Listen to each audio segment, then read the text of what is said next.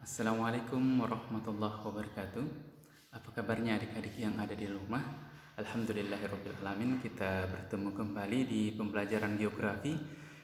Tepatnya kita masuk kepada pertemuan ketiga, masih KD pertama, yaitu dasar-dasar pengetahuan dasar geografi. Kita akan masuk ke indikator ketiga, yaitu tentang prinsip dasar geografi. Kalau beberapa pekan kemarin kita sudah belajar tentang aspek geografi dan konsep geografi. Nah, hari ini kita akan belajar tentang apa itu prinsip dasar geografi. Nah, adik-adik yang ada di rumah, prinsip dasar geografi itu ada 4 ya. Ya, kita bisa lihat di sini. Ya. Prinsip dasar geografi itu ada 4, yaitu prinsip persebaran, prinsip interrelasi atau keterkaitan, prinsip deskripsi, dan prinsip korologi.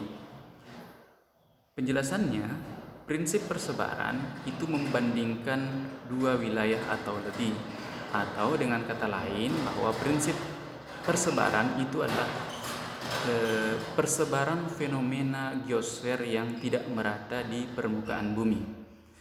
Kemudian ada namanya prinsip interrelasi, yaitu hubungan sebab akibat. Yang ketiga, prinsip deskripsi, yaitu pernyataan atau penyajian data baik grafik, tabel, atau peta. Sedangkan prinsip yang terakhir atau prinsip korologi adalah prinsip yang menggabungkan ketiga prinsip tersebut. Ya, ada prinsip persebarannya 2 atau lebih prinsip. Nah, adik-adik contohnya seperti ini. Kita berikan contoh. Pertama kita masuk ke prinsip persebaran. Nah, prinsip persebaran adalah suatu gejala dan fakta yang tersebar tidak merata di permukaan bumi, meliputi bentang alam, tumbuhan, hewan, dan manusia. Contohnya seperti ini. Oke, adik-adik lihat di peta. Ketika adik-adik memperlihatkan peta seperti ini, peta persebaran hewan misalnya, maka otomatis ini berbicara tentang prinsip persebaran. Kenapa? Contohnya, orang hutan tersebar tidak merata, tapi hanya ada di daerah-daerah tertentu. Begitu juga ketika kita berbicara tentang kasuari atau cendrawasih misalnya, itu tersebar tidak merata di permukaan bumi. Dia hanya ada di wilayah-wilayah tertentu. Jadi fenomena apapun yang tersebar tidak merata di permukaan bumi itu namanya prinsip persebaran. Contoh yang lain, tambang emas misalnya. Tambang emas itu tidak ada di satu tempat, tetapi ada di wilayah-wilayah yang lain. Di Indonesia ada, di Afrika ada, di negara-negara lain ada. Maka itu masuk dalam prinsip persebaran atau distribusi. Ya, itu prinsip yang pertama. Prinsip yang kedua adik-adik adalah prinsip interrelasi. Interrelasi adalah hubungan sebab akibat. Contohnya seperti ini. Adik-adik lihat, ini adalah fenomena banjir. Bisa dipastikan bahwa ini adalah interrelasi daripada bisa jadi karena faktor alam. Contohnya, banjir terjadi karena penebangan liar hutan, ya, maka terjadilah banjir. Maka itu yang disebut dengan proses sebab akibat. Hutannya ditebang, air hujan turun, tidak mampu menampung air hujan, kemudian terjadi banjir di pemukiman warga. Itu yang disebut dengan prinsip interrelasi. Contoh yang lain lagi, ketika banjir terjadi, itu menyebabkan terjadinya penyakit kulit, diare, demam. Jadi ada sebab akibat. Itu inti daripada prinsip interrelasi. Jadi ada hubungan sebab akibat. Ini terjadi akibat ini, ya, ada sebab akibatnya. Baik itu gejala alam dengan sosial maupun antara gejala alam dengan gejala alam, seperti itu. Yang ketiga, oke. Ini ada beberapa contohnya adik-adik. Ini contoh antara gejala alam dengan sosial, ya. Ini contohnya alam dengan alam, longsor, ya. Kenapa bisa longsor? Misalnya karena penebangan hutan. Oke, ada juga sosial dengan sosial.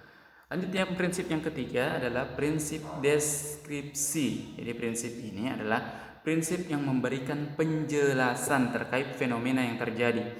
Bisa penjelasannya dalam bentuk diagram, grafik, tabel, gambar atau peta. Contohnya seperti ini adik-adik. Ya. Nah, ini grafik perbandingan jumlah penduduk laki-laki dan perempuan di Provinsi Kalimantan Timur. Jadi ada soal ditampilkan seperti ini, ada gambarnya ditampilkan dalam bentuk seperti ini.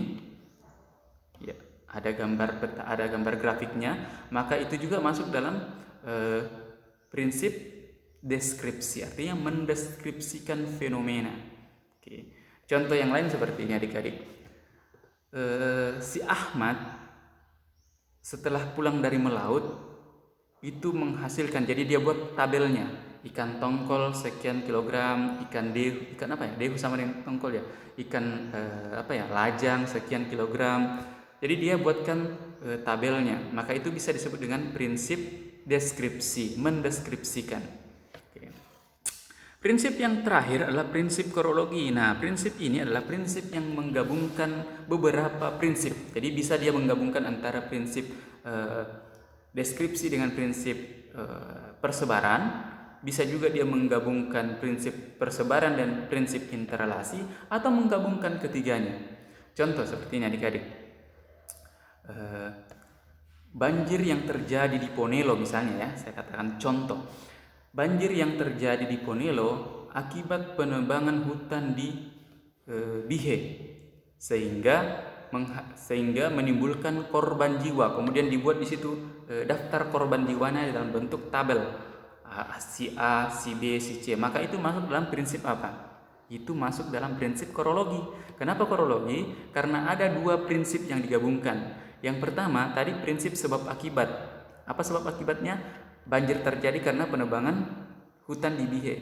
Prinsip yang kedua adalah dia menggambarkan korban bencana tersebut dalam bentuk tabel. Maka dia menggabungkan dua prinsip, yaitu prinsip deskripsi dan prinsip interrelasi. Maka itu masuk dalam prinsip korologi.